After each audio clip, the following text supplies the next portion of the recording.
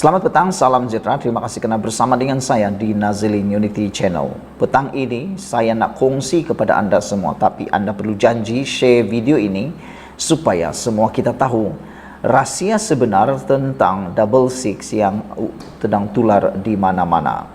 Saudara-saudara, saya dedahkan, saya kongsikan dengan anda semua apa natijah pendedahan siasatan nahas pesawat Sabah Air yang telah didedahkan baru-baru ini. Saudara-saudara sekalian, apabila kerajaan telah mendedahkan laporan akhir tentang tragedi Sabah Air ataupun double six ini, ada banyak persoalan yang mula timbul. Saya akan kongsikan dengan anda semua tentang persoalan-persoalan dan jawapan-jawapan yang timbul yang anda selama ini tunggu-tunggu dan nanti-nantikan. Soalan pertama ialah, mengapa banyak teori timbul selepas kejadian double six incident kemalangan tersebut? Jawapannya ialah kerana pada masa siasatan awal adalah Ansari Abdullah. Dia membuat keputusan terbuka. Walau bagaimanapun terdapat implikasi bahawa kesilapan manusia dan lebihan muatan pesawat itu adalah untuk dipersalahkan. Beberapa bulan selepas nahas itu, siasatan yang dijalankan oleh pakar nomad dan pegawai Kementerian Pengangkutan Australia ditutup, tetapi laporannya tidak didedahkan kepada umum. Timbalan Menteri Komunikasi Malaysia ketika itu, Ali Madsarif, sebaliknya membuat kenyataan mengenai penemuan siasatan berkata, penemuan pasukan penyiasat tidak mendedahkan sebarang kesilapan teknikal atau sabotaj sebagai punca nahas udara tersebut. Apa yang mereka temui ialah nahas itu disebabkan oleh kesilapan manusia. Turut didedahkan bahawa ruang simpanan pesawat di bahagian belakang pesawat dimuatkan dengan barangan yang melebihi muatan maksimum. Akibatnya, pesawat itu hilang kawalan ketika cuba mendarat di lapangan terbang Kota Kinabalu sekaligus mengakibatkan kemalangan. Memandangkan implikasi politik kemalangan itu dan ia berlaku hanya 53 hari selepas Fuad menggantikan Ketua Menteri sebelum itu, Mustafa Harun, ia menjadi titik fokus bagi teori konspirasi.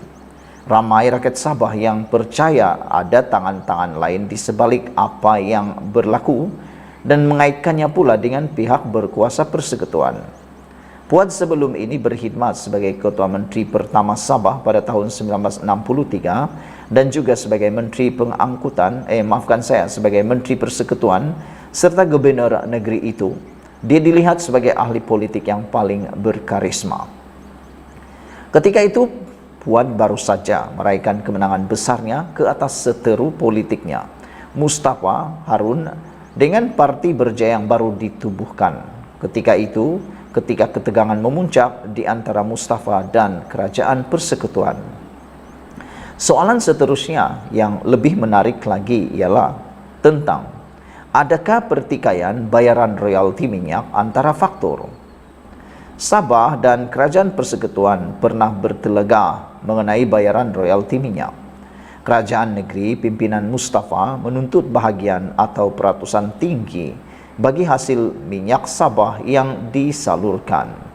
Mustafa juga telah terlibat dalam pergaduhan dengan Filipina yang mengekalkan tuntutan Sabah itu ke atas Sabah. Dia juga menuntut dan menerima autonomi apabila melibatkan immigration atau kemasukan ke Sabah.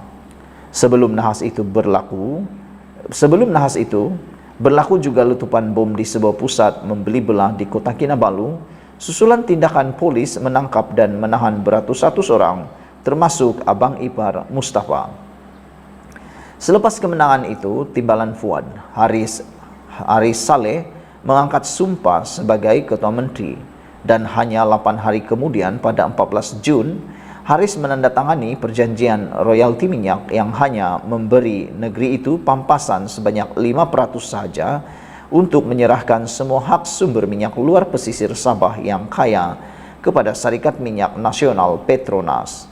Sehingga hari ini kadar royalti minyak yang rendah yang dikembalikan kepada negeri itu untuk pembangunannya menjadi satu pertikaian dan disebut-sebut sebagai antara sebab Sabah menjadi salah satu negeri termiskin di Malaysia. Soalan ketiga yang amat menarik yang turut perlu kita dengar dan anda perlu share ialah, adakah ini akibat perebutan kuasa antara Kerajaan Persekutuan dan Sabah? Jawapannya ialah, ramai di Sabah dan Sarawak percaya bahawa Kerajaan Persekutuan cuba menukar pemimpin negeri Sarawak, Stephen Kalong Ningkan, dan Sabah dengan individu yang menjadi pilihan mereka. Salah satu subteks untuk ini ialah kedua negeri mempunyai penduduk yang majoriti mereka beragama Kristian semasa pembentukan Malaysia, dan Ketua Menteri pertamanya juga adalah Bumi Putra Kristian ketika itu, Wan masih belum memeluk Islam dan dikenali sebagai Donald Stephen. Kedua-dua mereka telah diganti sebelum tempoh perkhidmatan mereka berakhir oleh ahli pemimpin minoriti Islam, dan ini adalah teori lazim pada masa itu bahawa ini adalah cara Kerajaan Persekutuan untuk memperkukuh kawalan ke atas negeri-negeri berkenaan. Anak perempuan Fuad, Faridah, mengulas mengenai perkara itu berkata, mereka telah melakukannya berulang kali sejak Malaysia ditubuhkan. Bagaimanapun, sementara Puan Stephen disingkirkan sebagai Ketua Menteri pada 1964, dia juga disokong oleh Malaysia Barat menentang Mustafa dari USNO pada pilihan raya 1976. Soalan yang seterusnya yang lebih menarik lagi ialah, benarkah Tengku Razali Hamzah sepatutnya dalam penerbangan sama? Jawapan soalan itu ialah, bertahun-tahun selepas peristiwa itu, Haris Saleh mendapati dirinya menjadi mangsa kabar angin. Kononnya, dia mengetahui mengenai nahas tersebut. Pada 1 Mac 2012, bekas Ketua Menteri Sabah, Yong Teck Lee, diperintahkan membayar RM1 juta oleh Mahkamah Tinggi di Kota Kinabalu selepas didakwa memfitnah Haris. Yong memohon satu lagi siasatan ke atas nahas itu.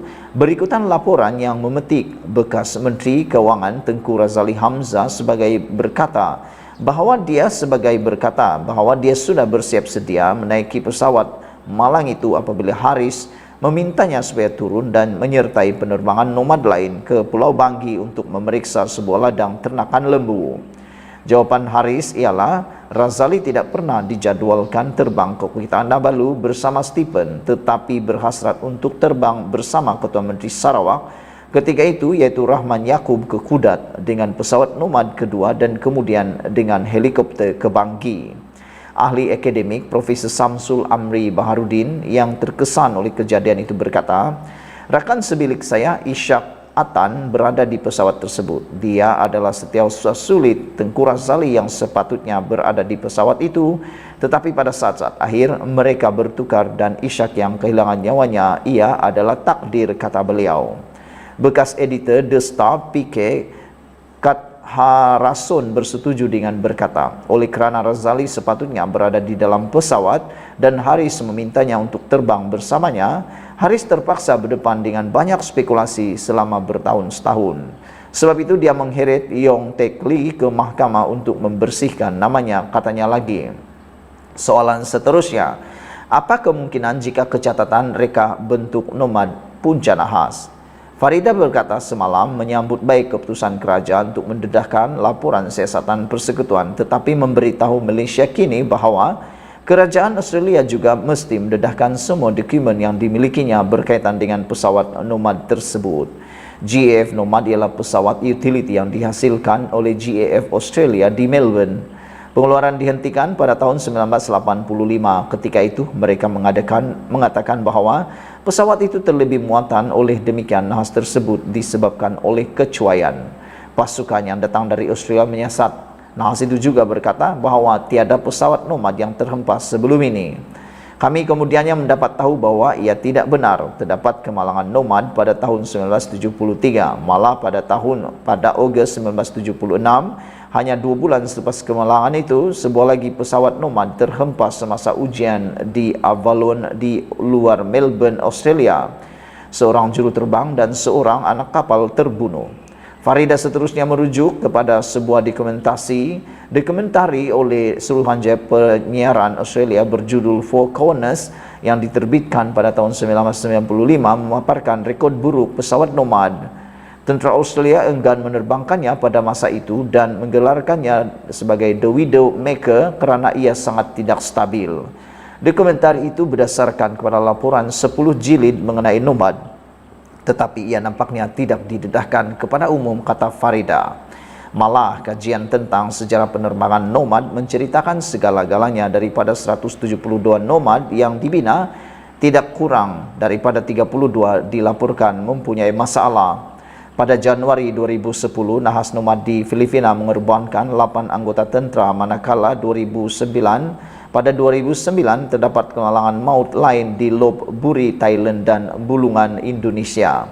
Kalau tidak pasti tentang kita tidak pasti tentang apa yang berlaku selepas itu, kata beliau. Mereka yang diberi tugas untuk menyiasatnya tidak jujur sepenuhnya, dakwa Farida. Dia dan bukti sudah hilang. Saya masih mengatakan bahwa kemungkinan terbesar punca nahas adalah kerana pesawat itu rosak, kata beliau lagi. Itulah dia, saudara-saudara sekalian, satu pendedahan yang amat luar biasa, menyuntik pengetahuan umum kepada kita semua. Dipetik daripada Malaysia Kini, diterbitkan pada 6 April 2023, ditulis oleh Martin Vangadesan. Sekian dulu Malaysia Kita Punya. Kita juga sama-sama cintai Malaysiaku. Bye-bye.